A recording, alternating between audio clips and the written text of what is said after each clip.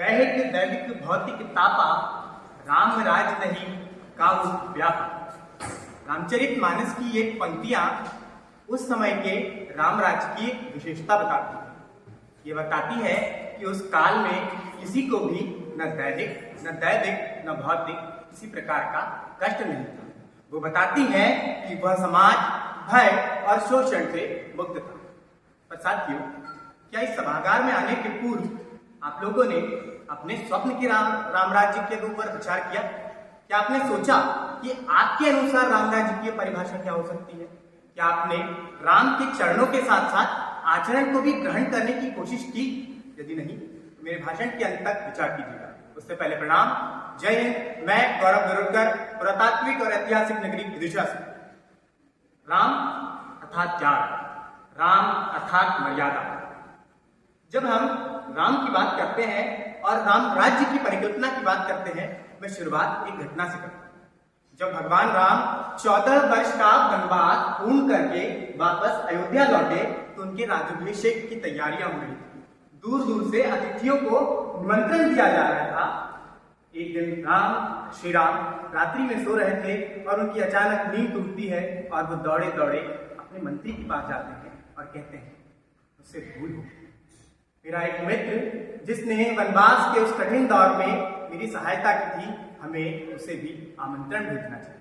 और जी हाँ साथियों, यह मित्र कोई और नहीं, वही केवट थे जिन्होंने भगवान राम को गंगा पार कर सामाजिक समरसता और शोषित और वंचित वर्ग के उत्थान ही राम राज्य की परिकल्पना का मूल आधार बना।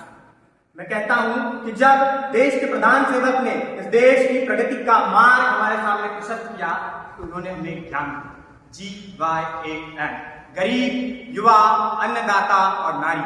उन्होंने कहा कि इन चारों को सुशासन उपलब्ध कराकर ही हम राम राज्य की ओर बढ़े। साथियों, भारत में राम राज्य तब नहीं आएगा जब गरीब एक मूलभूत सुविधाओं के लिए दर दर भटकेगा। भारत में राम राज्य तब नहीं आएगा जब युवा शिक्षा व्यवस्था में धांधली के कारण सड़कों पर बैठेंगे। भारत में राम राज्य तब नहीं आएगा जब किसान अपने फसलों के मूल्य के लिए आंदोलित होगा। भारत में राम राज्य तब नहीं आएगा जब नारी अपनी सुरक्षा के लिए लड़ाई होगी। परंतु भारत में राम राज्य तब आएगा जब किसान खुशहाल होगा, युवा को एक पारदर्शी शिक्षा व्यवस्था मिलेगी, अन्नदाता एक पारदर्शी सिस्टम के साथ आगे बढ़ेगा। जी हाँ साथियों, मैं कहता हूं कि आपकी और मेरी जिम्मेदारी उतनी ही इस राष्ट्र को आगे बढ़ाने की है जितनी शासन की है।